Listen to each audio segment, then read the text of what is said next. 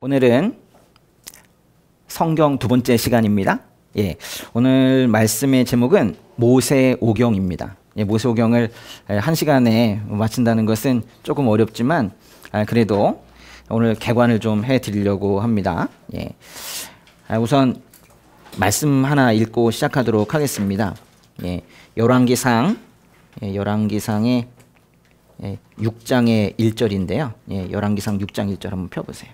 한번 크게 읽어보겠습니다. 이스라엘 백성들이 이집트에서 나온 지 480년째 되는 해에 솔로몬이 이스라엘을 다스린 지 4년 15월 곧 둘째 달에 솔로몬이 여호와의 성전을 건축하기 시작했습니다. 이스라엘 백성들이 이집트에서 나온 지 480년째 되는 해, 즉 출애굽이 있고 나서 480년째 되는 해, 그게 바로 솔로몬 즉위 4년차와 같은 해라는 거예요. 이런 얘기죠. 뭔가 출애굽이 있고 나서 그리고 480년이 지나서 이게 솔로몬 4년차라는 거예요. 근데 우리가 역사 연구를 통해서 솔로몬 4년차가 언제인지는 정확하게 우리가 알고 있거든요. 이 솔로몬 4년차는 주전 966년입니다. 주전 966년. 그보다 480년 전이라면은 그러면 몇 년이 될까요? 출애굽은요? 966년에다가 480을 더하면 되겠죠? 거꾸로 가는 거니까 이게 다 주전이잖아요. 그러면은 1446년입니다. 1446년. 이건 기원 전이고 기원 후 1446년에는 무슨 일이 있었어요? 훈민정음 반포가 있었죠. 훈민정음 반포. 그래요. 그러나 이 480년이라는 이 숫자를 상징적으로 이제 보는 그런 사람들도 있고, 그래서 그런 사람들은 주전 1206년에 1260년 또는 1206년 그쯤에 출애굽이 있었다고 봅니다. 주전 1446년에 출애굽이 있었다고 주장하는 것을 초기 연대설이라고 하고, 주전 1206년에 출애굽이 있었다고 주장하는 것을 후기 연대설이라고 하는데, 두 주장 모두 나름의 근거가 있습니다. 저는 초기 연대설인 주전 1446년을 기준으로 늘 설명을 드리고 있고, 어떤 큰 문제가 터지지 않는 이상 앞으로도 계속 그렇게 할 예정입니다. 모세라는 사람이 하나님의 부르심을 받고 이스라엘 백성들을 출애굽하는 지도자로 세워진 것은 그의 나이 80세였었어요. 그러니까 출애굽한 이때가 바로 모세의 나이가 80세라고요. 모세가 80세일 때 출애굽이 있었어요. 그럼 이걸 좀 앞으로 더 당겨 볼까요? 이렇게 더 당겨 보시면 하나만 더 찾아볼게요. 출애굽기 7장의 7절 한번 찾아보세요. 짧은 말씀인데요. 한번 읽어보겠습니다. 그들이 바로에게 말할 때 모세는 80세, 아론은 83세 맞잖아요. 그죠? 그들이 바로에게 말했다는 것은 모세와 아론이 이집트의 바로 왕에게 이스라엘 백성들을 이집트에서 내보내라고 말했다는 거예요. 근데 바로 왕이 말을 제대로 듣지 않아서 좀 진통이 있었지만은 결국 이스라엘 백성들은 출애굽했죠. 이렇게 이제 본다면 모세가 태어난 해는 이 출애굽이 있었던 그 1446년보다 80년 앞에, 그죠? 80년 앞에 모세가 태어났을 거예요. 모세가 태어난 해는 1526년입니다. 이런 식으로 성경의 기록들을 거슬러 올라가 보면 이스라엘 족장들의 태어나고 죽은 해, 즉 생물년이 모두 다 나와요. 그래서 좀 보시면 이스라엘의 족장들, 특별히 아브라함의 경우에는 2166년부터 1991년, 이게 다 주전입니다. 요때 살았던 사람이고, 이삭의 경우에는 2066년부터 1886년까지고, 야곱의 경우에는 2006년부터 1859년까지고 그래요. 요셉의 경우에는 1915년부터 1805년까지고 그렇습니다. 그리고 출애굽 이후의 상황 있죠. 그 이후의 상황을 보면 출애굽한 이후로 광야에서 한 40년간 방랑 생활을 했습니다. 그래서 이제 출애굽한 이후에 광야에서 40년간 방랑 생활했으니까 광야 방랑 기간은 어느 정도로 보면 좋겠어요? 1446년부터 시작해서 40년이니까 1406년까지겠죠. 그래서 1446년부터 1406년까지 바로 요게 바로 광야 생활이에요. 이게. 그리고 1406년에 바로 요 해에 가나안에 입성했습니다. 가나안에 입성해서 땅을 배분하고 정착하느라고 시간이 좀 걸렸고 주전 1375년부터 사사 시대가 시작이 되어서 주전 1050년까지 사사가 이스라엘을 다스립니다. 그리고 왕이 선출이 되죠. 이스라엘의 첫 번째 왕은 누구예요? 사울이죠. 사울. 예. 사울의 통치 기간은 주전 1050년부터 1010년까지입니다. 사울은 1050년부터 10년까지예요. 그리고 이제 1010년부터 시작을 해서 971년까지 이게 중요한데요. 요때 왕이었던 사람이 있어요. 누굴까요?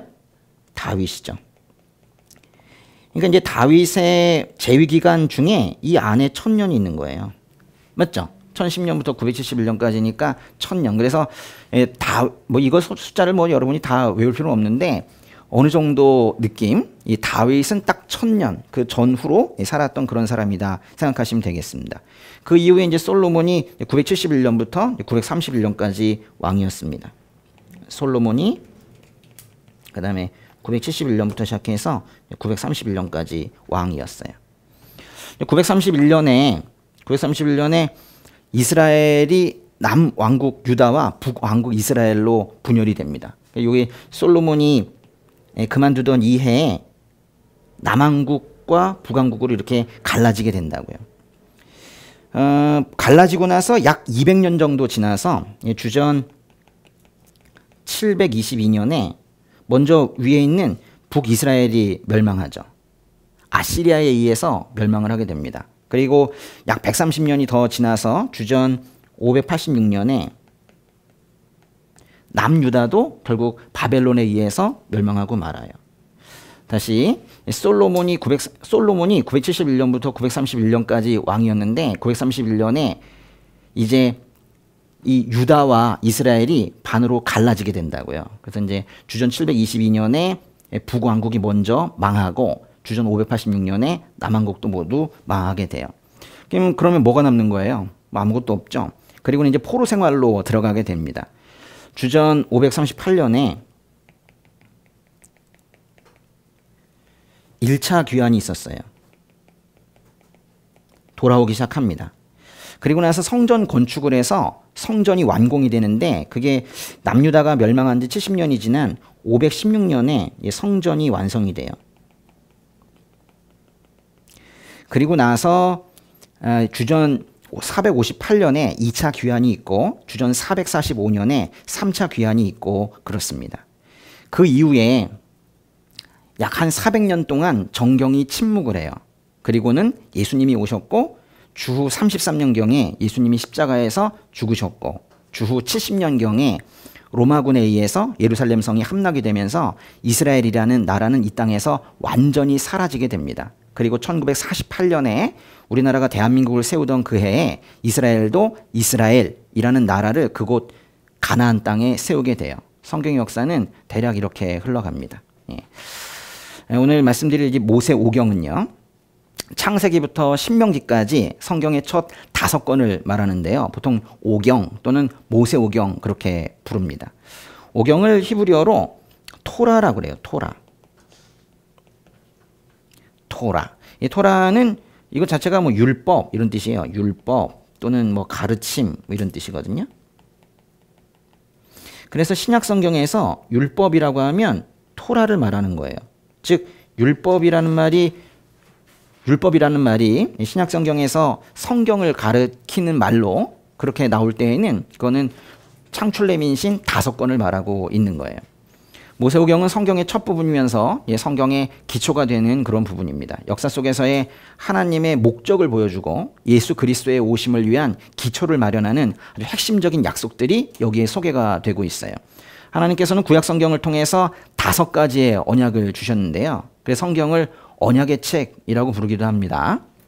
첫 번째 언약은 뭘까요? 창세기 9장에 나오는 노아의 언약입니다. 두 번째 언약은 창세기 12장에 있는 아브라함의 언약입니다. 창세기 12장의 아브라함의 언약. 세 번째는 출애굽기 19장에 있는 19장부터 24장까지에 있는 시내산 언약이에요. 출애굽기 19장부터 24장까지에 있는 시내산 언약. 그거는 다른 말로 모세 언약 이렇게 부르기도 해요. 그리고 이제 사무엘하 7장에 가면 다윗 언약이 있죠. 우리가 배웠었죠? 또 예레미야서 31장에 가면 새 언약이 있습니다. 사무엘하 7장의 다윗 언약, 예레미야서 31장의 새 언약. 이렇게 이제 5 언약 중에서 3개의 언약이 모세오경에 기록되어 있는 거예요. 모세오경은 우선 방향을 제시합니다. 하나님께서 천지를 창조하셨다라는 선언으로 창세기를 시작을 하면서 무신론을 아주 무색하게 만들어요. 하나님은 한 분뿐이시라고 선언을 하면서 다신론 주장도 입을 다물게 합니다. 모세오경은 무신론이 맞는지 다신론이 맞는지 등에 대해서 허망한 시간 낭비를 하지 않아요. 오직 한 분 하나님을 말합니다. 선언을 하고 시작하죠. 또 모세오경은 하나님의 목적을 밝히 보여줘요. 에덴에서 남자와 여자를 창조하실 때의 모습을 묘사함으로써 우리가 회복해야 되는 에덴을 보여주셨습니다. 죄를 지어서 타락한 인간을 회복시키기 위해 하나님께서는 아브라함을 부르셨고 그 후손을 통해 모든 민족에게 임할 복을 약속하셨어요. 모세오경은 창세기, 출애굽기, 레위기, 민수기, 신명기 이 5권인데 이 5권의 무게중심은 역시 시내산에서 모세가 율법을 받는 그 율법 수요에 있습니다. 창출레민신 한번 적어볼까요? 창출레민신, 그죠? 이 5권이 바로 모세오경인데요. 이 가운데 이 3개 있죠. 출레민. 여기에서 그 율법 수요 내용을 다루고 있어요. 정확하게는 출애굽기 19장부터 민수기 10장까지 여기에서 하나님께서 주신 율법이 기록되어 있습니다.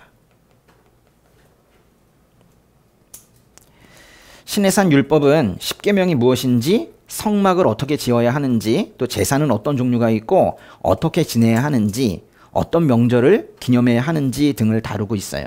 그런 것들이 창출레민신 중에 요 가운데 출레민에 있다고요.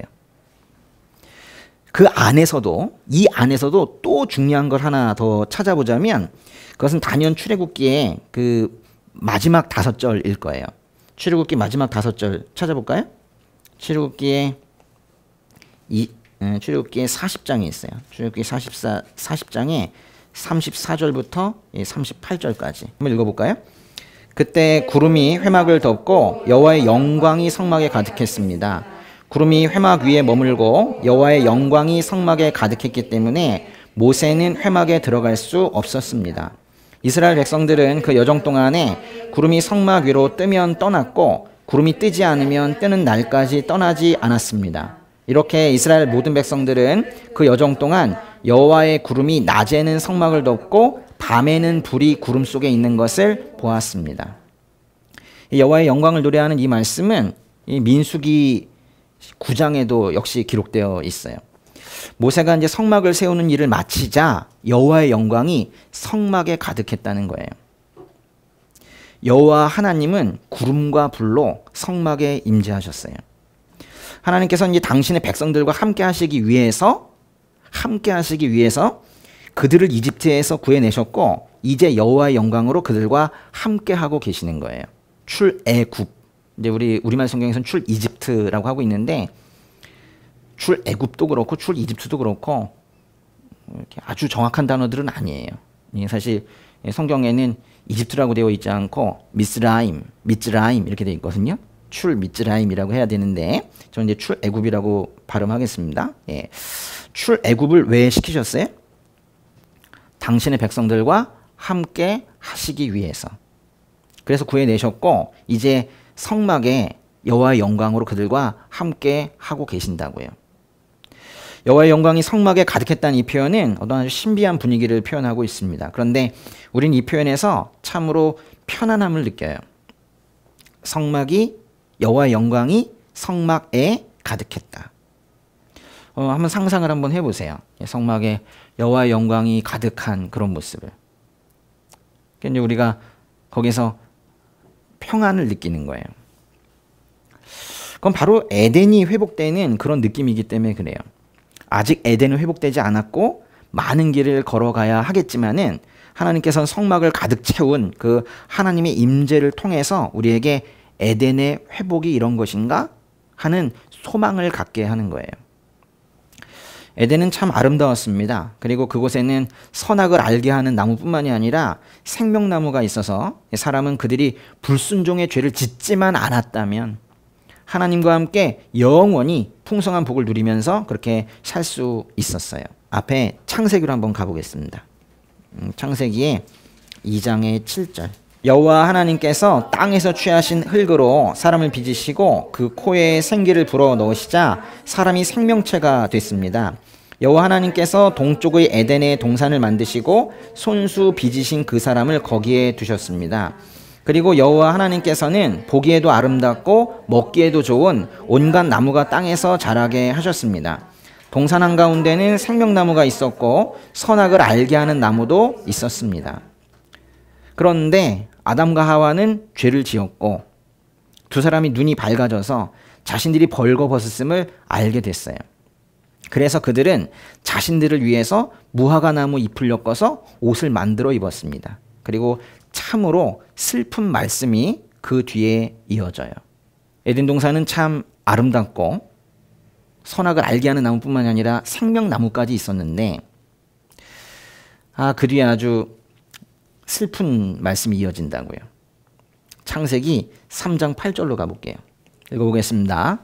서늘한 바람이 부는 그날 동산을 거니시는 여호와 하나님의 소리를 듣고 아담과 그의 아내가 여호와의 낯을 피해 동산의 나무 사이로 숨었습니다.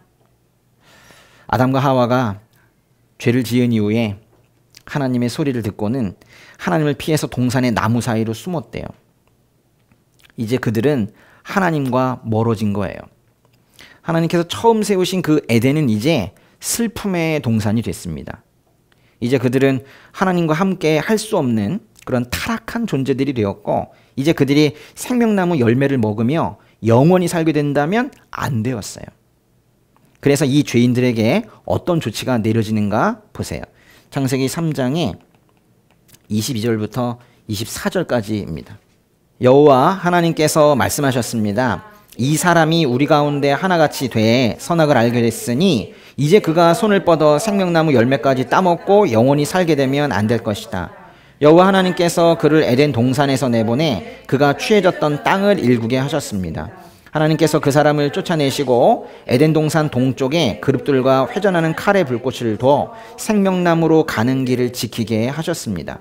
죄의 본성을 지닌 상태로 사람이 영생하는 것은 있을 수도 없고 있어서도 안 되는 일이에요. 죄를 가지고 영생하면 안 된다고요. 그래서 하나님께서는 아담과 하와를 에덴에서 쫓아내셨어요. 왜냐하면 에덴에는 생명나무가 있기 때문입니다. 이제 사람은 에덴 동산 밖에서 땅을 일구며 살아야 했고 그룹이라는 영적인 존재들과 회전하는 불칼로 인해서 생명나무로 가는 길은 막히게 되었어요. 생명나무 열매를 먹을 수 없다는 것은 영생할 수 없다는 거예요. 그리고 그것은 이 인간이 이미 죽어야 할 운명에 처해 있는 존재라는 걸 말해요. 에덴에서 쫓겨난다는 것은 생명나무에 접근할 수 없다는 것이고 생명나무에 접근할 수 없다는 것은 영생할 수 없다는 것이고 그것은 죽어야 할 운명이 된 거라고요. 영원한 생명, 즉 영생할 수 있었던 사람은 이제 영생을 잃게 된 거예요. 그래서 그 영생을 다시 회복하는 것이 필요했고 그 영생을 회복하는 여정을 안내하는 책이 바로 성경이에요. 하나님께서 세상을 이처럼 사랑하셔서 독생자를 주셨으니 이는 그를 믿는 사람마다 멸망하지 않고 영생을 얻게 하려는 것이다. 하나님께서는 사람이 영생을 잃어버린 것에 대해서 매우 가슴 아파하셨어요. 그래서 아직 완전하지는 않지만 그 에덴의 회복을 비슷하게라도 경험하게 하시려고 하나님과 인간이 만나는 장소로서 성막을 짓게 하셨고 성막이 다 지어지자 그곳에 영광으로 임하신 거예요. 하나님께서 얼마나 그 백성들과 함께 하시고 싶어 하시는지, 그들과 함께 할 수 있게 되는 날을 얼마나 고대하시는지 그 마음이 느껴지세요? 아담과 하와가 하나님의 낯을 피해 그 동산의 그 나무 사이로 숨던 그날, 하나님께서 그들을 못 보셨겠습니까? 아우, 참 너무 어이가 없었을 것 같아요. 하나님의 낯을 피해서 숨냐고 숨는데 그냥 나무 뒤로 숨고 있는 거예요. 하나님께서 못 보실 게 뭐가 있어요? 하나님으로부터 숨을 곳은 어디에도 없습니다. 그런데도 하나님을 피해서 숨어 보겠다고 나무 뒤로 몸을 숨기는 그 남녀를 보면서 하나님의 마음은 얼마나 아프셨을까요? 하나님께서 모세에게 지으라고 명령하신 성막은 바로 에덴 동산의 모형이었습니다. 성막의 모양을 한번 보세요. 출애굽기로 가보시는데요. 출애굽기 26장 1절 한 절 한번 읽어보겠습니다. 시작. 또한 너는 성막을 만들어라. 고운 배실과 청색실과 자주색실과 홍색실과 휘장 10폭을 만들고 그 위에 정교하게 그룹을 수놓는다. 성막의 휘장에 지금 무엇을 수놓으라고 합니까? 그룹. 거기서 말하는 이 그룹은 날개 달린 영적 존재를 말하고 있는 거예요. 아담과 하와가 에덴 동산에서 쫓겨난 후에 그룹들이 그 동산으로 들어가는 길목을 지키고 있었잖아요. 그 그룹을 휘장에다가 표현하라고 하는 겁니다. 그래서 하나님의 명령에 불순종해서 타락한 상태에 있던 그 부분은 생명나무 열매를 먹을 수 없게 된 거예요. 이 그룹들이 그 성소와 지성소를 구분해주는 그 휘장이 수놓아져 있었다는 것에는 비슷한 경고의 메시지가 들어있으면서도 그 휘장이 언젠가는 열려서 언젠가는 찢겨져서 하나님께 나아갈 수 있다는 소망도 갖게 하는 거예요. 열왕기상으로 한번 가보겠습니다. 열왕기상의 8장의 10절과 11절 읽어보겠습니다. 제사장들이 성소에서 나오자 구름이 여호와의 성전에 가득했습니다. 제사장들은 그 구름 때문에 임무를 다 마치지 못했는데 여호와의 영광이 성전 안을 가득 채웠기 때문입니다. 비슷한 내용이네요. 여호와의 영광은 이렇게 솔로몬이 예루살렘에 여호와의 성전을 지었을 때에도 그곳에 또 가득했다는 거예요. 성막이 이제 웅장한 성전이 되었고 하나님께서는 여전히 이 성전을 통해서 에덴의 회복을 소망하게 하셨어요. 그리고 이 에스겔 예언자를 통해서 그 에덴을 회복시켜 주시겠다는 약속을 다시 한번 확인시켜 주셨고 스가랴 예언자를 통해서도 다시 한번 확인시켜 주셨어요. 드디어 예수님이 오셨고 그 에덴의 회복이 시작되었습니다. 그리고 그 회복은 예수님께서 다시 오셔서 완성시키실 거예요. 이렇게 에덴과 멀어진 우리의 삶이 에덴의 회복으로 그 생명수와 생명나무를 다시 경험하게 된다는 책이 바로 성경이에요. 마침내 이루어질 에덴의 회복은 아직은 이루어지지 않았지만 요한계시록에 약속으로 기록되어 있어요. 바로 요한계시록 22장인데요. 요한계시록 22장의 1절부터 5절까지 좀 길지만은 같이 한번 읽어보도록 하겠습니다. 그 후 천사는 하나님과 어린 양의 보좌로부터 흘러나오는 수정같이 맑은 생명수 강을 내게 보여주셨습니다. 강물은 도성의 길 한가운데로 흐르고 있고 강 양쪽에 있는 생명나무는 매달 열매를 맺어 12열매를 맺고 나뭇잎들은 나라들을 치료하는 데 쓰입니다. 또 다시는 저주가 없을 것입니다. 하나님과 어린 양의 보좌가 도성에 있고 그의 종들이 하나님을 섬길 것입니다. 그들은 하나님의 얼굴을 볼 것이며 그들의 이마에 하나님의 이름이 있을 것입니다. 다시는 밤이 없겠고 그들은 주 하나님께서 그들을 비추심으로 등불이나 햇빛이 필요하지 않을 것입니다. 그들은 영원히 통치할 것입니다. 그 1절에 생명수 강과 그 2절에 생명나무는 죄로 타락하기 이전에 에덴 동산을 표현하고 있는 거예요. 하나님과 어린 양의 보좌로부터 성령이 가져다 주시는 그 생명이 흘러나옵니다. 예수님을 믿는 사람들은 그 생명수의 맛과 그 생명나무의 치료를 이 땅에서도 경험을 하고 있으나 새하늘 새 땅에 이르렀을 때 그 완전한 회복을 또한 경험하게 될 거예요. 그러니까 크리스천으로 산다는 것이 얼마나 큰 복인지 모릅니다. 이 땅에서도 그 천국의 일부를 경험하고 있는 거예요. 죄인들에게 금지되었던 생명나무가 드디어 죄인들에게 다시 개방이 되는 거예요. 그 3절처럼 다시는 저주가 없을 것입니다. 이 땅은 아담의 죄 때문에 저주를 받았어요. 그래서 이 땅에 또 인간 세상에 죽음뿐만이 아니라 죄책감, 갈등, 질병, 슬픔 이런 것들이 들어왔어요. 4절에 그들은 하나님의 얼굴을 볼 것입니다. 출애굽기를 보면은 하나님께서는 모세에게 내가 내 얼굴은 보지 못한다. 나를 보고 살아남은 사람이 없다. 너는 내 뒷모습만 보고 내 얼굴은 보지 못할 것이다. 라고 말씀하셨어요. 즉 출애굽기에서도 심지어 모세도 하나님의 얼굴을 보지 못했다고요. 그러나 예수 그리스도를 믿어서 하나님의 백성이 된 그들은 우리는 하나님의 얼굴을 보게 될 거예요. 5절에 다시는 밤이 없겠고 그들은 예수 그리스도와 연합해서 영원히 통치할 거래요. 이렇게 에덴이 회복될 것입니다.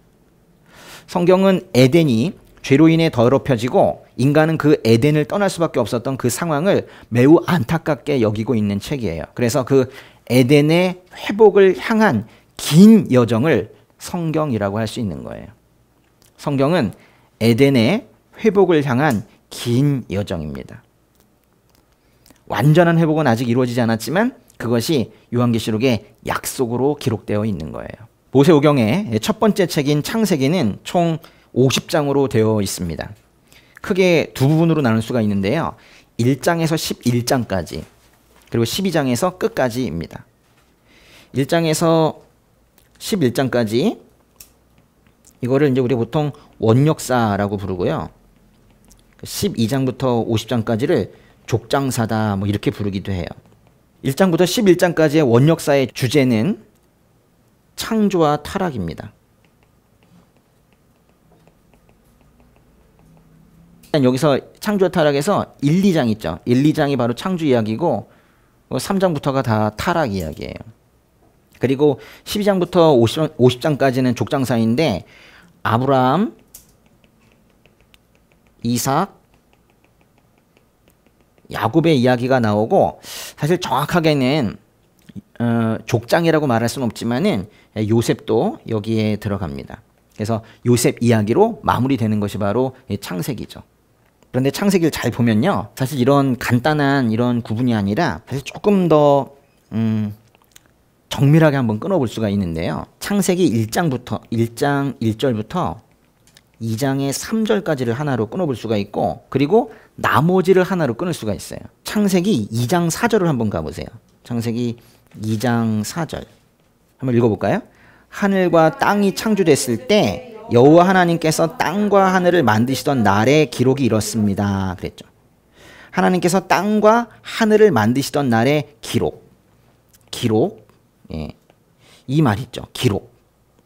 기록이라는 것은 뭐 세대, 역사, 계보 뭐 이런 것들을 모두 다 기록이라고 지금 표현을 하고 있는 건데 이거를 히브리어로는 톨레도트라고 그래요. 톨레도트.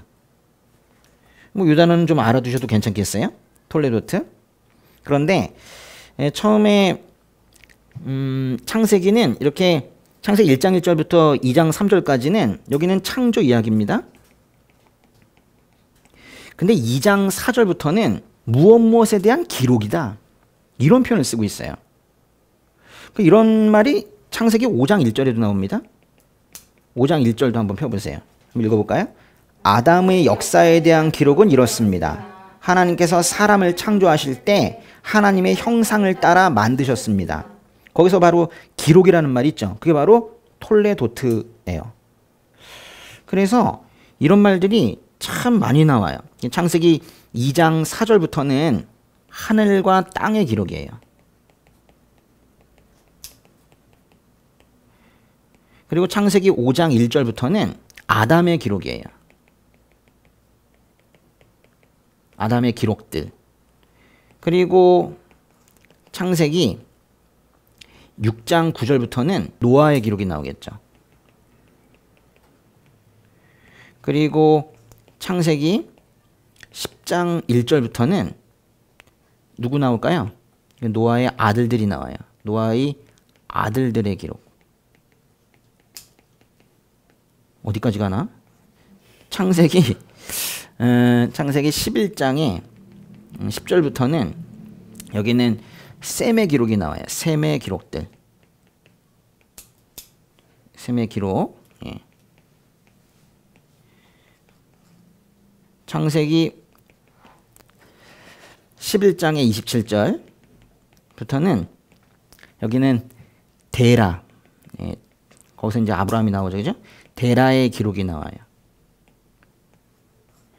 그리고 창세기 25장 12절부터는 이스마엘의 기록이 나와요. 도대체 어디까지 하실 겁니까? 예. 안 끝나네요. 예. 또 하나 더. 창세기 25장의 19절부터는 여기는 이삭의 기록이 나와요. 다 톨레도트 그렇게 하고 있어요. 10번째, 창세기 36장 1절부터는 에서의 기록이 나와요.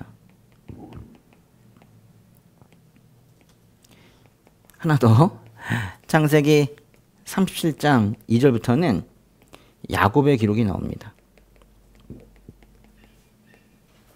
그래서 총 톨레도트가 몇 개예요? 10개죠. 11개지만 첫 번째 거는 보세요. 첫 번째 건 창조 이야기고 그 다음에 이렇게 많은 톨레도트가 있는 거예요. 그래서 이 창세기는 이 창조 이야기라는 도입부와 그 10개의 기록들, 10개의 세대들, 10개의 톨레도트로 구성되어 있는 게 그게 바로 창세기예요. 창세기의 세 번째 톨레도트는 뭐예요? 이 네 번째 거니까 이 노아의 기록이겠네요. 그죠? 세 번째 톨레도트. 이 노아의 홍수 심판은 사실 창세기 6장부터 9장까지인데요. 홍수 심판의 본질은 6장 11절에 기록되어 있습니다. 여기에서 아주 6장 11절은 중요해요. 6장 11절을 이제 보도록 하겠습니다. 세상은 하나님께서 보시기에 타락했고 폭력이 난무했습니다. 그러니까 이제 우리가 노아의 홍수를 볼 때 며칠 동안 비가 내렸고 언제쯤 비가 그쳐서 땅이 마르기 시작했고 이런 것들보다는 왜 노아의 홍수가 있었는가? 그것을 아는 게 중요해요. 세상을 하나님께서 보시기에 타락했고 폭력이 난무했대요. 여기서 타락했다는 말은 파멸로 간다는 뜻이거든요. 타락했다는 말. 단순히 뭐 corrupt 이렇게 영어 성경에는 그런 식으로 번역을 해놨는데 그거 가지고는 충분치가 않아요. 파멸로 간다는 뜻이에요. 타락했다. 근데 그것이 과거형으로 되어 있어요. 이미 타락한 거예요. 또 수동태로 되어 있어요. 그러니까 세상이 이미 파괴되었다라는 뜻이에요. 세상을 하나님께서 보시기에 타락했고, 그러니까 하나님께서 보니까 타락한 것 같으네 이런 느낌이 아니고 이미 타락되었다고요. 그러니까 스스로 이미 죽음의 길로 간 사람들에게 이 하나님의 홍수 심판은 이미 멸망한 것을 씻어내는 작업이었어요. 그러니까 홍수를 통해서 심판하셨다는 말이 아주 잘못된 말은 아니지만 사실상 홍수 심판은 필연적인 거였어요. 그것은 이미 멸망한 것을 씻어내는 작업이었습니다. 어떻게 그런 홍수를 만드십니까? 이게 아니고 안 할 수가 없었다니까요. 죄송스럽지만은 그것은 쓰레기를 물 청소하는 것이었어요. 결코 하나님께 어떻게 그럴 수 있냐고 말할 수 없었던 사건이 바로 노아의 홍수 심판이었습니다. 모세오경의 두 번째 책인 출애굽기에서 우리가 눈여겨보아야 할 부분은 바로 금송아지 사건이에요. 하나님께서는 출애굽기 29장 46절에서 이렇게 말씀하세요. 이스라엘 백성들은 내가 그들 가운데 있기 위해 그들을 이집트에서 이끌어낸 그들의 하나님 여호와임을 알게 될 것이다. 나는 이스라엘 백성들의 하나님 여호와다. 이 말씀에서도 여전히 내가 그들과 함께 있기 위해서 그들을 출애굽시켰다 이렇게 말씀을 하세요. 이스라엘 백성들은 그들을 구원해 주신 분이 하나님이시라는 걸 알았어야 했어요. 사실 그거는 지극히 당연한 것이었습니다. 그들의 손을 잡고 직접 이끌어내셨는데 그 구원의 손길을 잇는다면 안 되겠죠. 구원을 해주신 분이 하나님이신데 나중에 구원이 된 이후에 누가 구원했는지 모르면 안 되잖아요. 정확하게 그분이 누구이신지를 알아야 되잖아요. 그런데 이스라엘 백성들은 모세가 하나님을 만나러 시내산에 올라가 있는 동안에 금 귀고리 이런 걸 빼서 금송아지를 만들었어요. 출애굽기 32장 4절로 가보세요. 읽어보겠습니다. 아론은 백성들이 가져온 것으로 송아지 모양의 틀에 붓고 연장으로 다듬어 우상을 만들었습니다. 그러자 그들은 이스라엘아 이것은 너희를 이집트에서 이끌어낸 너희 신이다 라고 말했습니다. 참 슬픈 얘기네요.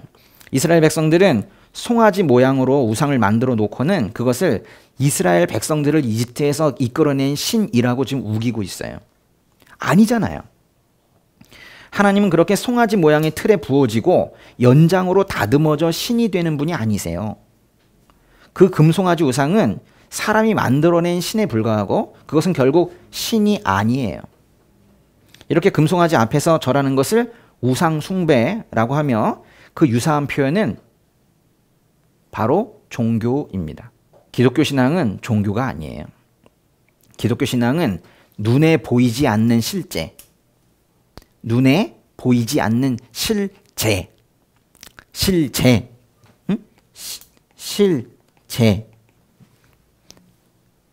실제로 존재하는 눈에 보이지 않는 실제이신 하나님을 믿는 거예요.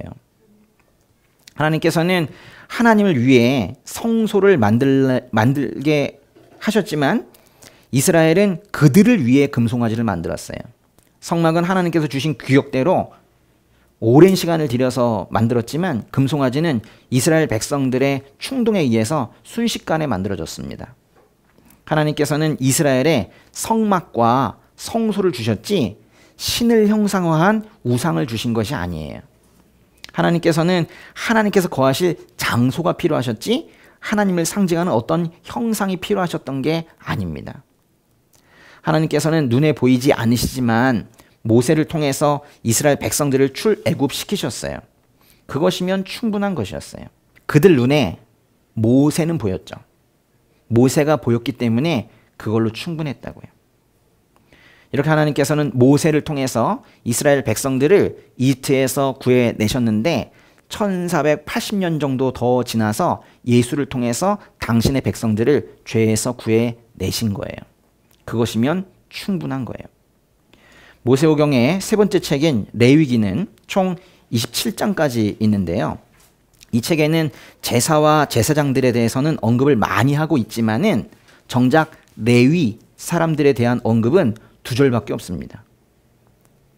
오히려 민수기에 레위 지파의 인구조사와 레위 지파의 역할, 의무, 보상 이런 것들이 더 많이 기록되어 있어서 레위기라는 이름은 레위기보다는 오히려 민수기에 더 적절해 보여요. 레위기가 레위 자손에 관한 것이라면 그렇다는 얘기예요. 그런데 사실 레위기라는 명칭에서 레위는 레위 자손들을 지칭하는 것이 아니라 제사 직분과 관련된 이라는 정도의 다소 포괄적인 단어예요. 제사와 관련된 이런 뜻이에요. 레위기 전반부는 제사에 대한 율법과 제사장에 대한 율법들로 구성되어 있습니다. 제사와 제사장 제도를 통해서 이스라엘 백성들이 하나님께 나아가는 길을 다루고 있는 거예요. 제사 제도는 거룩하게 되는 방법이면서 동시에 하나님과 교제하는 방법이었습니다. 10장까지가 그 얘기예요. 여기에는 번제, 소제, 화목제, 속죄제, 속건제의 5가지 제사를 소개합니다. 지금 무슨 책 하고 있습니까? 레위기, 그죠? 레위기의 10장까지는 하나님께 나아가는 방법, 하나님과 교제하는 방법을 말하고 있어요. 근데 레위기의 11장부터 끝까지는 주로 정결과 부정에 대해서 다루고 있습니다. 이런 것들을 통해서 거룩한 하나님의 임재 안에서 사는 삶이 어떤 것인지를 보여주고 있어요. 레위기는 구약의 어떤 책보다도 이스라엘의 거룩한 삶을 강조하고 있습니다. 거룩이라는 단어를 가장 많이 사용한 책도 바로 레위기예요. 레위기는 거룩기, 레위기는 거룩을 다루고 있어요. 그래서 레위기의 주요 구조를 뽑으라면 단연 레위기 20장의 7절과 8절입니다. 레위기의 키 구절, 핵심 요절입니다. 읽어보겠습니다. 너희는 자신을 따로 구별해 거룩하게 하라. 내가 너희 하나님 여호와이기 때문이다. 너희는 내 규례를 지켜 행하라. 나는 너희를 거룩하게 하는 여호와다.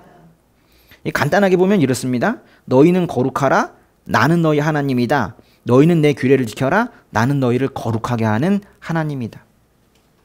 거룩하라고 명령하시고 거룩하게 하시는 하나님이라고 선포하시는 이 구절이 레위기의 키가 되는 그런 구절이에요.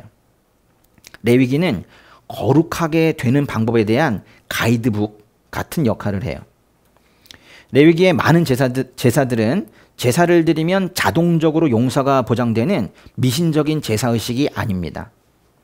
하나님께서는 사실 제사에 대해서 말씀을 하고 계시기는 하나 제사 자체보다는 제사를 드리는 사람의 동기와 태도를 평가해서 그 죄를 용서하실 것인지 말 것인지를 판단하세요.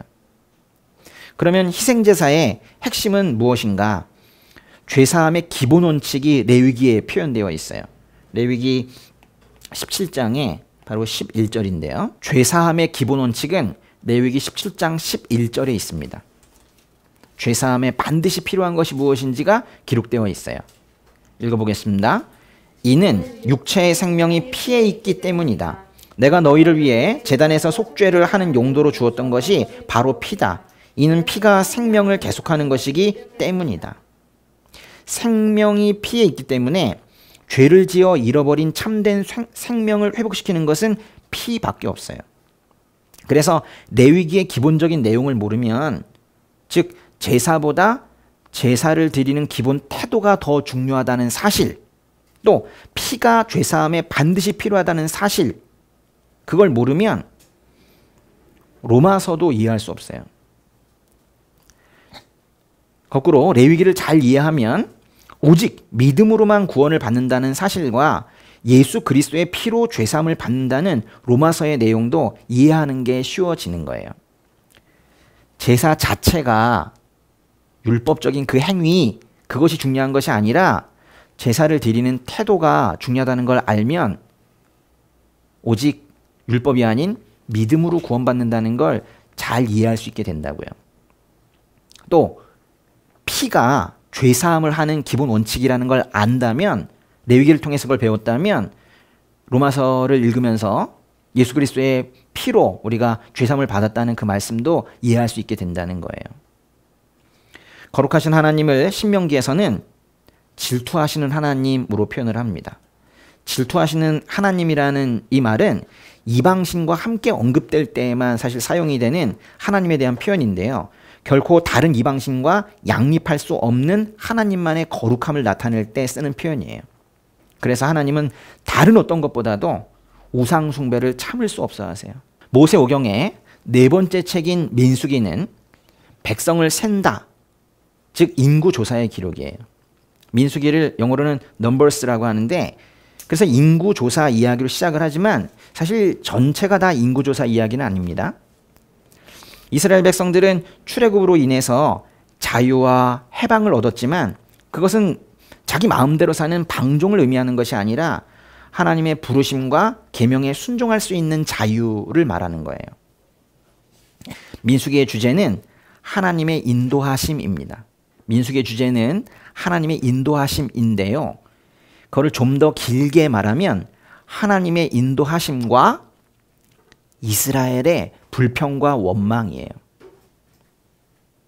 또는 이렇게도 표현할 수 있을 거예요.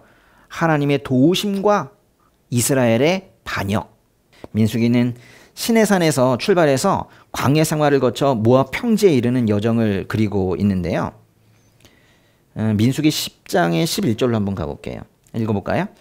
2년째 되는 해 둘째 달 20일에 구름이 증거의 성막 위에서 나아가기 시작했습니다. 민수기 1장부터 여기 10장까지, 10장의 11절까지 여기까지는 불과 몇 주간의 이야기예요. 10장 정도가 불과 몇 주 이야기입니다. 그리고는 이제 시내산을 떠나는 장면인데요. 시내산을 떠나서 구름을 따라 가기 시작해요.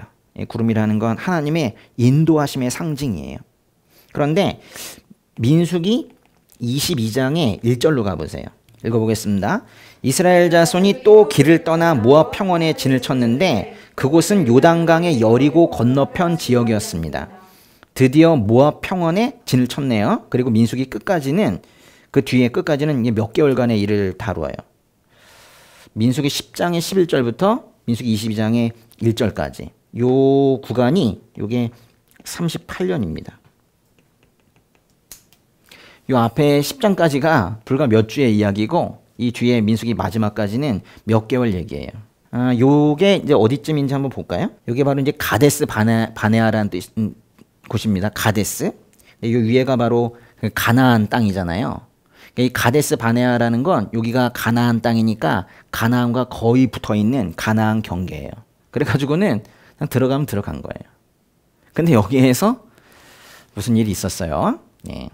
그래서 그 이후로 38년 동안을 여기를 계속 돈 거예요. 그래서 나중에 가게 된 것이 바로 이 옆에 모압이라는 것이 있죠. 모압. 여기 모압 평원. 여기로 가게 된 거예요. 그래서 이 가데스 바네아에서 바로 들어갈 수 있는 이 거리를 돌고 38년을 돌아가지고 모압 평원까지 왔다. 그 얘기가 민수기예요. 이 사이 돌고 이렇게 돌아오는 이 사이는 바로 이스라엘 백성들의 불신앙과 불순종의 역사였습니다. 메추라기 사건 때에도, 정탐 사건 때에도, 반석에서의 물 기적 사건 때에도, 불뱀 사건 때에도 그들은 내내 불평하고 원망을 했었어요. 민수기는요, 이스라엘의 역사를 통해서 이 하나님과 사람이 대조되는 아주 대표적인 책이에요. 광야라는 이곳이죠. 이곳. 광야는 하나님의 백성이 그 자신들의 필요를 채워주시는 그 하나님의 권능에 더 깊은 신뢰를 가지게 되는 곳일 수도 있어요. 아, 우리를 채워주시는구나. 하나님에 대한 절대적인 신뢰가 더욱더 강해지는 그런 곳일 수도 있어요. 그런데 또는 어떤 사람들에게는 하나님께서 정말 능력이 있으신 거야? 정말 풍요로우신 분이신 거야? 이러면서 의심을 하게 되는 장소일 수도 있어요. 모든 광야가 사람들에게 유익이 아닙니다. 예, 광야는 누군가에게는 하나님에 대한 절대적인 신뢰가 더욱더 공고해지는 아주 건강한 그런 광야가 있을 수가 있고, 어떤 사람들에게는 악만 쌓이는 그런 곳일 수도 있어요. 광야에서의 삶은 사실 구원받은 이후의 삶이거든요. 그러나 아직은 구원이 완성되지 않은 그런 구간의 삶입니다. 광야에서 끊임없이 하나님을 시험하는 그 죄인들의 모습이 민수기에 잘 나타나 있습니다. 그래서요, 히브리어로 민수기를 뭐라고 표현하냐면 비미드바라고 표현해요.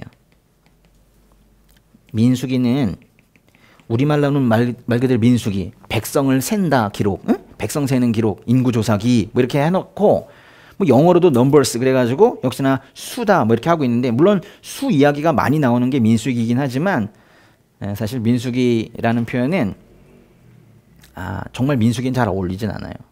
오히려 이제 히브리어로 비미드바라고 하는데요. 여기서 이제 비는 뭐뭐에서 뭐 이런 뜻이고, 이 미드바가 바로 광야예요. 광야. 사실 민수기 1장 1절에 네 번째 히브리어 단어가 바로 광야인데요. 그러니까 이거는 광야에서라는 뜻이에요. 광야에서. 그래서 민수기는 다른 말로 광야기입니다. 민수기는 광야기예요. 레위기는 거룩기. 그런 거예요. 모세오경의 마지막 책인 신명기는 계명을 밝히 설명하는 책이란 뜻이에요. 계명을 밝히 설명하는 책. 영어로는 그 신명기를 이렇게 했습니다. 신명기를 듀테로노미 이렇게 써요. 좀 어렵죠? 듀테로노미. 이건 두 번째 율법 이런 뜻이에요. 이게 바로 둘이란 뜻이잖아요. 두 번째 율법. 근데 이 두 번째 율법이라는 말이 또 좀 오해를 할 수가 있어요. 율법을 이미 받았는데 또 받은 것인가? 그것이 아니라 이건 이제 이미 받은 율법을 다시 설교한다 뭐 이런 뜻이에요. 이미 이전에 과거에 시내산에서 모세가 받은 율법을 다시 한번 설교하는 것이 바로 신명기입니다. 신명기는 출애굽 이후 이 40년간의 광야 생활을 마친 모세가 광야 생활을 하면서 회고하며 그렇게 설교한 내용이에요. 누구한테 설교했을까요? 40년 다 끝났을 때 한 거예요. 광야에서 태어난 2세대들. 거기 뭐 3세대도 있을 수 있으니까 신세대들. 광야에서 태어난 신세대 이스라엘 백성들에게 한 설교예요. 그 사람들은 광야 초기에 그 일들에 대해서 모르잖아요. 그리고 또 출애굽에 대한 것도 모르고, 그래서 그들을 가르치려고 한 설교가 바로 신명기입니다. 모세는 이 신세대들에게 가나안 땅에서 앞으로 지켜야 할 하나님의 법을 설교하고 있는 거예요. 민수기가, 신명기 말고요, 민수기가 1장 1절, 33장의 38절 한번 다시 한번 보세요. 민수기가 1장 1절에 이렇게 시작을 해서 33장 38절에서 이렇게 끝나는데, 한번 내용 보겠습니다. 민수기 1장 1절 읽어보세요. 이스라엘 백성들이 이집트에서 나온 후 2년째 되는 해 둘째 달 1일에 여호와께서 시내 광야 회막에서 모세에게 말씀하셨습니다. 이게 보세요. 두 번째 되는 해 둘째 달 1일이니까 겨우 1년 조금 지난 거죠. 그렇죠? 그렇게 시작을 해서 민수기 33장 38절을 보시면 여호와의 명령을 따라 제사장 아론이 호르산에 올라가서 죽었습니다. 때는 이스라엘 백성들이 이집트에서 나온 지 40년 되는 해 다섯째 달 1일이었습니다. 이래서 아까 이제 38년이라는 건 이제 앞뒤에 2년이 더 있는 거예요. 그래서 그걸 다 합쳐서 이제 40년이다. 민수기가 이렇게 오랜 기간을 표현하고 있는 그런 책이라면, 신명기로 가보시면 신명기의 1장의 3절과 신명기의 32장의 48절을 한번 비교해 보세요. 신명기 1장 3절 읽어보겠습니다. 40년째 되는 해 11째 달 1일에 모세가 여호와께서 이스라엘 백성들을 위해 말씀하신 모든 것을 선포했습니다. 정말 40년째 되는 해네요. 그죠? 40년째 되는 해 11째 달 1일에 선포했대요. 근데 32장 48절로 한번 가보세요. 바로 같은 날 여호와께서 모세에게 말씀하셨습니다. 신명기는 24시간 안에 발생한 사건들을 다루고 있는 것으로 보여요. 그런데 이제 여기서 신명기 1장 3절에서 그 이스라엘 백성들에게 말씀하신 것을 모두 선포했다. 이제 선포하기 시작을 했는데, 사실 그날 마쳤다는 얘기는 사실은 없어요. 그래서 24시간은 아닐 수도 있습니다. 그래서 그게 같은 날이 아니어도 기간 차이가 크지 않은 며칠 안에 이 설교를 마쳤을 거예요. 그러니까 신명기는 거의 거의 동시에 처음부터 끝까지가 설교 시작을 했는데, 사실 이 안에 설교가 3개가 들어가 있거든요. 그렇게 해서 마친 그런 설교가 바로 신명기입니다. 모세는 광야에서 태어난 신세대들에게 광야의 교훈을 잊지 말고 약속의 땅에 들어가면 생명의 근원 되시는 하나님을 늘 기억하면서 하나님만을 섬기고 순종하라, 이렇게 가르쳐요. 다시요. 신명기는 이렇게 가르쳐요. 신세대들에게 너희는 광야를 모르지만 광야의 교훈을 이제 조금 알았으니 잊지 말고 약속의 땅에 들어가면 생명의 근원 되시는 하나님을 늘 기억하면서 하나님만 섬기고 순종해야 돼. 이렇게 설교하는 것이 신명기예요. 이제껏 이스라엘을 이끌어 오신 하나님께서 앞으로 가게 될 그 약속의 땅에서도 역시 이스라엘의 유일한 도움이 되실 것을 강조하는 책이 신명기입니다. 하나님의 선하심은 과거의 사건에만 나타나는 게 아니라 앞으로 약속의 땅에서도 재현이 될 거라는 거예요. 이렇게 이제 창세기를 지나서 출애굽기부터 신명기에 이르는 책들은 모세의 일생으로 구성되어 있어요. 그러니까 창세기에만 모세 이야기가 없지, 사실 출레민신이 모두 모세 이야기죠. 출애굽기 2장에서 모세가 태어나고 하나님의 섭리에 따라 이집트 궁정에서 양육되는 과정을 모두 말해줍니다. 그리고 모세가 죽으면 모세 오경도 마무리가 되죠. 신명기 34장이 모세 오경의 마지막 장인데, 이 장에 이르면 모세가 죽습니다. 34장의 5절부터 7절까지 한번 가볼게요. 창출레민신, 그죠? 끝까지 갔네요. 그죠? 거기에 34장은 마지막 장인데 여기서 모세가 죽는다고요. 보겠습니다. 그러자 여호와의 종 모세는 여호와께서 말씀하신 대로 거기 모압 땅에서 죽어 모압 땅 벳볼 반대편 골짜기에 묻혔습니다. 그러나 지금은 그의 무덤이 어디에 있는지 아무도 알지 못합니다. 모세가 죽을 때 120세였습니다. 그때 그의 눈은 흐리지 않았고 그의 기력도 쇠하지 않았습니다. 분명히 죽긴 죽었는데 그 무덤이 어디에 있는지 모른대요. 뭔가 예수님과 많이 닮아있죠. 그러니까 신명기 1장은 내가 너희에게 이 땅을 주었다로 시작이 되는 책인데, 즉 가나안 땅을 이스라엘 백성에게 주시기로 약속하셨다는 주제로 이제 시작을 하고 그 주제로 마무리가 돼요. 그러나 모세는 요단강 동편 느보산에 올라가서 강 건너 가나안 땅을 바라보면서 죽었습니다. 느보산이라는 것이 여기 이제 사해면은 이쪽이에요. 여기에서 저 강 건너에 저 가나안 땅을 바라보고는 죽었다, 그런 뜻이에요. 건너가지 못했습니다. 여기가 요단강 동편이고 서편입니다. 그래서 모세오경의 마지막 세 절이면 신명기 34장의 10절, 11절, 12절인데요. 참 의미심장합니다. 한번 마지막 세 절 한번 읽어볼게요. 그 이후로 이스라엘에는 모세와 같은 예언자가 일어나지 않았습니다. 모세는 여호와께서 얼굴을 대면에 아시고 이집트 땅과 바로와 그의 모든 종들과 그의 온 땅에 보내셔서 모든 이적과 기사들을 행하게 하셨고 온 이스라엘이 보는 데서 모든 큰 권능과 큰 두려움을 보이게 하신 사람이었습니다. 이렇게 끝나죠. 34장의 10절 보세요. 그 이후로는 이스라엘의 모세와 같은 예언자가 일어나지 않았다고 했는데, 이것은 오히려 하나님께서 장차 모세와 같은 예언자를 일으키실 것이라는 기대감을 가지게 하는 거예요. 바로 예수님이 그 예언을 성취하실 것입니다. 그래서 이제 변화산에서 예수님이 모세와 엘리야를 만나는 그 장면이 모세와 같은 예언자를 일으키실 것이라는 하나님의 약속이 예수님에게서 성취되었다라는 걸 보여주는 장면이에요. 모세 이야기인 창 빼고 출애민신 앞에 있는 창세기는 모세오경의 나머지 책들의 서론 역할을 하는 거예요. 창세기는 이제 서론 역할을 하고 모세 이야기, 출애민신이 나오는 거예요. 창세기는 이스라엘 민족과 각 지파들의 기원을 알려주는데요. 그리고 이스라엘은 분명히 가나안 땅을 약속을 받았는데 어떻게 자신들의 조상이 이집트에 가서 살게 되었는지 그거를 설명해 줘요. 사실 모세가 이집트에서 태어났잖아요. 요셉이 이집트로 팔려가서 이집트의 총리가 되었고 다른 형제들이 모두 이집트로 이주해서 살았다는 창세기 이 후반부와 이 출애굽기의 그 첫 장면인 이집트에서의 노예 생활로 그렇게 연결이 되는 거예요. 그러니까 요셉이 이집트로 갔다. 그리고 그 후손들이 이집트에서 불어났다.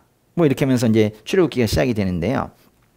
모세 오경의 주제는 아브라함이 소명을 받는 창세기 12장에 기록이 되어 있습니다. 모세 오경의 이 전체 주제가 창세기 12장에 기록이 되어 있다고요. 12장에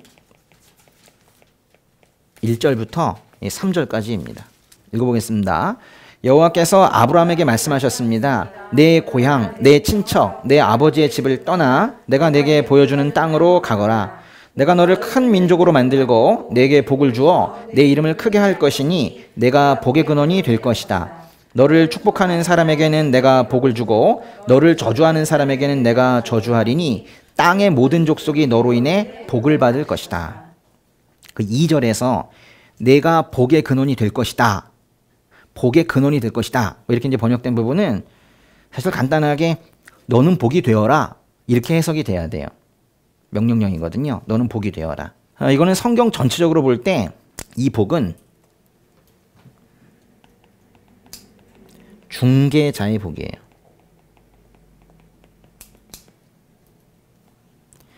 창세기 12장에 나타나는 12장 1절과 3절 사이에 나타나는 이 복은 중개자의 복이라고요. 이거는 하나님과 인간을 중개하는 예수님에게서 결국 성취가 될 거예요. 이 복은 예수님에게서 결국 성취가 되지만 또한 작은 예수로 살아가는 우리에게서도 이게 나타나게 될 거예요. 이 복은 모든 크리스천의 복입니다. 모든 크리스천의 복은 결국 중개자가 되는 복이에요. 그런 사명적인 복이에요. 뭔가 세상은 하나님을 등지고 완전히 멀어져 있는데 그것을 하나님과 저 불쌍한 백성들을 연결시켜주는 그 중개자의 복을 크리스천들이 가지고 있다는 뜻입니다. 이 말씀에서 하나님께서는 아브라함에게 네 가지를 약속하세요. 우선 1절에서 땅을 약속하시죠. 맞습니까? 예. 아브라함이 앞으로 살게 될 땅을 약속하신 거예요. 1절에서요. 그리고 2절에서 큰 민족을 약속하세요. 이건 사실 자손을 약속하는 거죠. 예. 땅과 자손을 약속하세요. 그리고 3절에서는 복을 약속하셨는데, 복? 이건 좀 다소 포괄적이네요. 복. 이거는 아브라함 개인에게 주실 복이세요. 그런데 이제 이 정도에서 만약에 마무리가 되었다면은, 즉 아브라함이 살게 될 땅, 그리고 많은 자손, 또 아브라함에게 주실 개인적인 복에 머물렀다면 아브라함의 삶은 그저 하나님을 섬기는 그 많은 사람들 중에 한 사람 정도로 그쳤을 거예요.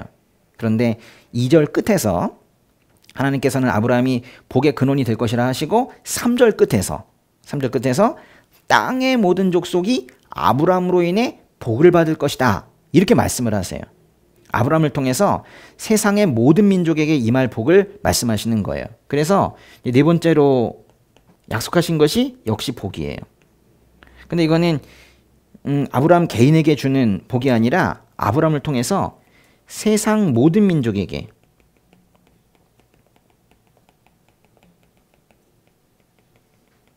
세상 모든 민족에게 주실 복이에요. 물론 여기는 아브라함을 통해서라는 말이 들어가야 될 거예요. 땅과 후손과 개인적인 복에 대한 약속들은 바로 이 우주적인 복, 이 엄청난 복이라는 이 최종 목표를 향해서 나아가게 되는 거예요. 그 복은 궁극적으로 예수님을 통해서 죄로부터 구원받는 복으로, 예수를 통해 죄로부터 구원받는 복으로 그 의미가 점점 명확해지면서 신약성경으로 가게 될 거예요. 하나님께서는 아브라함에게 창세기 12장 1절에서 내가 내게 보여주는 땅으로 가라고 하셨고, 창세기 17장 5절에서 아브라함의 이름이 많은 나라들의 조상이라는 의미의 아브라함으로 바뀐 이후에 창세기 17장 8절에서는 이 가나안 온 땅이라고 표현하세요. 그러니까 이런 거예요. 그냥 땅이라고 처음에 말씀하셨다가 나중에 아브라함을 아브라함이라고 이름을 바꿔주신 이후에 그게 바로 가나안 땅이다 이렇게 말씀하세요. 그래서 이제 가나안 땅이 아브라함 거가 됐나요? 실제로 땅은 어떻게 얻어지는 거예요? 아브라함이 여긴 내 땅이야. 롯, 넌 저쪽으로 가. 난 이쪽은 내 땅이야. 라고 한다고 해서 그것이 아브라함께 되는 건 아니잖아요. 거기 사는 사람들은 뭐예요? 아브라함이 단순히 잠시 점유하는 것과 그것이 아브라함의 소유가 되는 것은 그건 다른 얘기예요. 땅에 대한 약속은요, 여기서 이제 주셨지만은 참 천천히 성취가 돼요. 처음으로 아브라함이 소유하게 되는 땅이 어딘지 잠깐 볼게요. 창세기 21장에 30절과 31절이에요. 읽어보겠습니다. 아브라함이 대답했습니다. 이 새끼 암양 7마리를 제 손에서 받으십시오. 이것으로 제가 이 우물을 판 증거로 삼으십시오. 거기서 이 두 사람이 맹세했기 때문에 그 장소를 부엘세바라고 불렀습니다. 부엘세바가 여기도 나오네요. 예. 여기 사해가 있고 부엘세바는 요쯤에 있습니다. 예. 아주 근처에 있죠. 그리고 헤브론이 이쪽에 있습니다. 부엘세바, 헤브론, 마므레 여기 있습니다. 예. 좀 전에 읽으신 창세기 21장의 30절과 31절은 그랄 왕 아비멜렉과 아브라함이 계약을 맺는 장면인데요. 아브라함은 여기 이 부엘세바의 한 우물의 소유권을 확보하고 그것을 암양 7마리로 확인하는 거예요. 창세기 21장 30절에 거기 우물을 판 증거에 팔았다는 건 팠다는 거예요. 디그? 예? 팔았다, 셀, 그게 아닌 거예요. 예. 그 다음으로 얻게 되는 땅은 어딘지 한번 볼게요. 계속 보실게요. 창세기 23장의 3절부터 4절까지. 아브라함이 죽은 아내 앞에서 일어나 나와 햇사람들에게 말했습니다. 저는 여러분들과 함께 사는 이방 사람이며 나그네입니다. 죽은 제 아내를 장사 지낼 수 있게 여러분들의 땅을 제게 좀 나눠 주십시오. 그러자 이제 햇사람들이 그 땅을 그냥 가지라고 그랬어요. 아유 뭐 아내가 죽었는데 뭐 그냥 가지세요. 그런데 이제 아브라함이 그럴 수 없다면서 값을 받으라고 했습니다. 그래서 아브라함이 값을 치르죠. 그 23장의 16절부터 18절까지 보세요. 16절부터 18절. 아브라함은 에브론의 말에 따라 에브론이 햇사람들이 듣는 데서 말한 밭값으로 상인들 사이에서 통용되는 무게로 은 400세겔을 달아 주었습니다. 그래서 마므레 근처 막벨라에 있는 에브론의 밭, 곧 그 밭에 있는 굴과 그 밭의 경계선 안에 있는 모든 나무가 성문에 있는 모든 햇사람들이 보는 앞에서 아브라함의 소유가 됐습니다. 여기 있는 마므레 근처 막벨라는 요 부엘세바에서 조금 더 위쪽으로 가면 있는 아주 가까운 곳이에요. 이렇게 아브라함은 헤브론 근처에 아내 사라의 장지를 얻어서 그것도 소유하게 되었어요. 이렇게 이제 소유가 조금씩 늘어나는 거예요. 그러나 아브라함이 그렇다고 해서 가나안 땅을 다 차지하지는 못한 거거든요. 근데 그 후에 야곱이 그 세겜 근처에서 약간의 땅을 샀지만 결국 야곱과 나머지 가족은 그 모든 것을 다 버리고 이집트로 이주하게 돼요. 뭔가 하나님께서 가나안 땅을 주시겠다라는 그 약속이 다 성취되지 못한 것만 같아요. 출애굽기는 약속의 땅 가나안으로 곧 돌아갈 것이라는 소망과 함께 시작이 되지만 바로가 이렇게 말합니다. 이집트 왕 파라오가 이렇게 말해요. 여호와가 누구이기에 내가 그의 말을 듣고 이스라엘을 보내야 한단 말이냐? 나는 여호와를 모르니 이스라엘도 보내주지 않겠다. 그래서 가나안 땅에 군데군데 조금 소유를 했는데 아브라함이 좀 소유하고 야곱이 조금 소유를 했는데 뭐 그 정도를 가지고 가나안 땅 전체를 주셨다고 말하기는 좀 어려운 거예요. 근데 그것마저도 모두 놓고 이집트로 다 가게 된 건데 이집트에서 다시 가나안 땅으로 돌아가는 것도 시간이 많이 지연되고 있는 거예요. 그런데 결국 출애굽을 하죠. 그리고 광야로 들어선 이스라엘은 가나안 땅의 경계였던 그 가데스에 도착을 합니다. 근데 아까 가데스에서 무슨 일이 있었다고 그랬죠? 하나님께서 모세에게 코앞에 있는 그 가나안 땅을 정탐하고 오라고 하셨어요. 모세가 각 지파마다 한 사람씩 뽑아가지고 정탐꾼으로 보냈습니다. 그때 정탐을 갔던 여호수아와 갈렙을 제외한 나머지 사람들은 뭐라고 정탐 보고를 했나요? 민수기로 한번 가보세요. 민수기에 13장의 33절. 여기서요, 이제 가데스인데요. 여기에서 이 가나안 땅을 가서 정탐하고 온 거예요. 이때입니다. 한번 읽어보겠습니다. 우리가 거기서 네피림, 곧 네피림에게서 나온 아낙 자손들을 보았습니다. 우리 눈에도 우리가 메뚜기처럼 보였으니 그들 눈에도 마찬가지였을 것입니다. 좀 재밌네요, 표현이. 그죠? 예.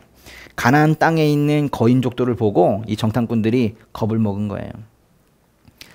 여기에 있는 사람들이 크다는 거예요. 그래서 겁을 먹은 거예요. 크면 못 갑니까? 저기 강에서 우리가 지는 것이 아니라 늘 제가 말씀드리지만 하나님께서 돕지 않으시면 지는 거예요. 그래서 이제 모세에게 이제 이 사람들이 반감을 보여요. 그러면서 우리끼리 지도자를 뽑아서 이집트로 돌아가자라고까지 말해요.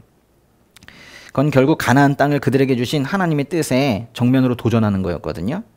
이 말을 한 게 이집트에서 빠져나온 지 겨우 1년 정도 됐을 때예요. 1년 조금 더 지나서. 그래서 이스라엘이 가나안 땅에 들어가는 것이 조금 더 지연됩니다. 아까 말씀드렸듯이 얼마나 지연돼요? 민수기 14장으로 가보세요. 민수기 14장의 34절. 민수기 14장 34절 읽어보겠습니다. 너희가 그 땅을 살펴본 40일의 각 하루를 1년으로 쳐서 40년 동안 너희 죄를 짊어질 것이며 너희는 나를 실망시킨 것이 어떤 결과를 가져오는지 알게 될 것이다. 정탐꾼들이 가나안 땅을 정탐한 날짜가 40일이었거든요. 그 하루를 1년으로 쳐서 40년 동안 광야 생활을 하게 된 거예요. 벌 받은 겁니다. 그리고 이제 모세는 심지어 약속의 땅 밖에서 모압 땅에서 느보 산에서 죽게 돼요. 결국 모세오경은 약속의 땅을 바라보면서 결국 들어가지 못하고 바라보면서 마무리가 됩니다. 또 자손에 대한 또 약속을 하셨잖아요. 후손에 대한 약속. 그것도 참 성취에 어려움이 많았습니다. 아브라함, 이삭, 야곱을 이제 우리가 족장들이라고 하는데요. 아브라함의 아내였던 사라, 이삭의 아내였던 리브가, 야곱의 아내였던 라헬, 모두 임신에 큰 어려움을 겪었어요. 그래서 이들만 본다면 큰 민족을 이룬다는 거, 이건 좀 어려워 보였어요. 그러나 야곱의 가족이 이집트에 들어갈 즈음에 가족 수가 제법 늘어나게 됐죠. 이집트에 입국할 때 요셉이 먼저 가 있었고, 요셉이 그들을 모두 끌어서 야곱이 가족들을 데리고 다 갔는데, 이집트에 입국할 때쯤에 야곱의 집안 사람들은 몇 명이었나요? 70명. 맞아요. 그 창세기 46장의 27절에 있습니다. 한번 읽어볼까요? 이집트에는 요셉에게 태어난 아들이 둘이 있었습니다. 그러므로 이집트로 간 야곱 집안의 사람들은 모두 70명이었습니다. 보세요. 70명이죠. 야곱의 가족은 이집트에서 오랜 세월을 지낸 뒤 이집트인들이 이스라엘 민족을 위협적인 존재로 인식할 만큼 수가 많아졌어요.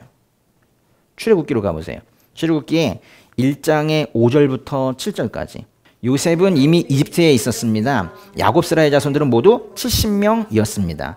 요셉과 그의 형제들 그리고 그 시대의 사람들은 다 죽었습니다. 그러나 이스라엘 자손은 자식을 많이나 크게 번성하고 대단히 강대해졌으며 땅에는 이스라엘 자손들로 가득 차게 됐습니다. 조금 오버하고 있네요. 그죠? 땅에는 가득 찼대요. 예. 야곱의 가족은 이집트에서 오랜 세월을 지내면서 이집트인들이 이스라엘 민족을 위협적인 존재로 인식할 만큼 많아졌다, 그런 뜻이에요. 근데 드디어 출애굽을 했고 첫 번째 인구 조사가 시행이 되었습니다. 몇 명으로 늘어났는지 한번 보세요. 민수기 1장의 45절 46절입니다. 읽어보겠습니다. 이스라엘 자손 가운데 등록된 사람들은 각 가족 가운데서 20세 이상으로 전쟁에 나갈 수 있는 사람들이었습니다. 그 합계는 60만 3,550명이었습니다. 전쟁에 나가 싸울 수 있는 남자만 60만 3,550명이었다는 거예요. 그러니까 여자들과 아이들까지 합치면은 그보다 훨씬 많았겠죠. 이집트로 들어갈 때 겨우 70명이었는데 이렇게나 사람이 많아진 거예요. 두 번째 인구조사에서는 60만 1,730명이라고 그랬어요. 그래서 이렇게 족장들의 아내의 부림으로 인해서 다소 어려움이 처음에는 있었지만 이스라엘 백성들이 꽤 많은 수로 늘어난 거예요. 이렇게 이제 모세오경은요, 하나님께서 아브라함에게 약속하신 것들이 이렇게 하나 둘 점진적으로 성취되어 가는 과정으로 되어 있어요. 그 약속들은 그리스도 안에서 궁극적으로 성취가 될 겁니다. 둘째 아담이시며 참된 이스라엘 야곱이시며 더 위대한 새로운 모세이신 예수님은 우리가 에덴에서 잃은 것들을 다시 회복시키며 아브라함에게 주신 약속들을 이루어가는 분이세요. 그걸 말하는 책이 성경입니다. 다 했는데요. 재미있으셨어요? 네. 춥고 먹을 것이 부족한 그런 겨울이 오면은 동물들은 겨울잠을 잡니다. 땅속이나 나무 밑에서 겨울잠을 자면서 추운 겨울을 얼어 죽지 않고 보낼 수 있어요. 보통은 얕은 잠을 자요. 활동을 최소로 하고 가끔은 깨워서 먹이도 먹습니다. 계속 자지 않습니다. 네. 물론 이제 계속 자는 것들도 몇 개 있어요. 근데 보통 깨가지고 좀 먹고 또 자요. 지금은 겨울잠을 자듯이 그 활동을 최소화하지만 오히려 성경 말씀으로 내실을 잘 닦아야 하는 그런 때입니다. 예, 성경 많이 읽으세요. 네, 기도하겠습니다.